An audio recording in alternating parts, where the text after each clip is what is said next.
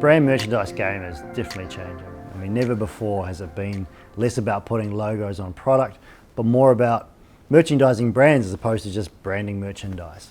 The key thing is to have a real clear direction on what you want to achieve with your product or your range of products, and having that clear vision so you can impart a good brief onto a designer or an agency and they can make that a real good reality for you.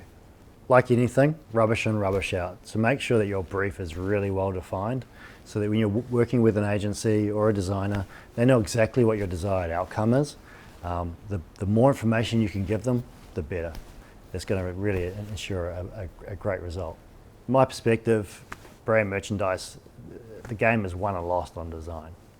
You know, it's 98% of the process, because if you get the design right, everything else just flows on, whether it's from a manufacturing perspective and making sure that flows nicely, or whether it's from, you know, return on investment in terms of making sure that your customer loves that product and continues to use it. It all starts with design. So you've got to give that extra special consideration. Again, it's not just about putting your logo on a product. Think about it as a design opportunity. It's a way to sort of stake your claim, stake your brand. So it all starts with the design process. When it comes to product design, you've got to have your target customer in mind.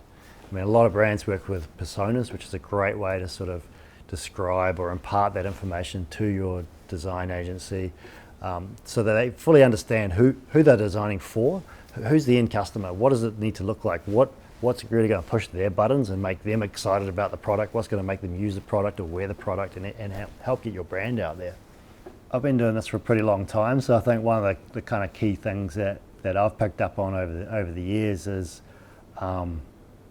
quite often the design phase can start with really strict guidelines in terms of brand. I think it's always a bit more exciting for everybody involved to sort of loosen up the brand guidelines a little bit at the start of the process, just to see what can come out of that design process, especially when you're working with creative people, because it just might open your eyes to some new options and new ideas, and you might need to rein it in further down the track, but give people scope to kind of go a little bit wide, a little bit crazy, and then kind of rein it in, because you never know what might come out of the mix. It could be a truly unique product or a truly unique application which you hadn't thought of doing, and it could be quite exciting for you and your brand. So if you're looking for a return on investment as a brand owner, then you really need to start at the design stage, because a great design or a great design product is going to ensure that your customer, your target customer, is falling in love with that product, they're staying in love with your brand, and they're going to use it for months and years to come, which is going to give you continued exposure and make them real loyal as a brand adorer. It all comes back to the brief. You know, if you give a good brief to a good designer, you'll get a good outcome. At the end of it all, there's no such thing as bad products, there's just bad designs.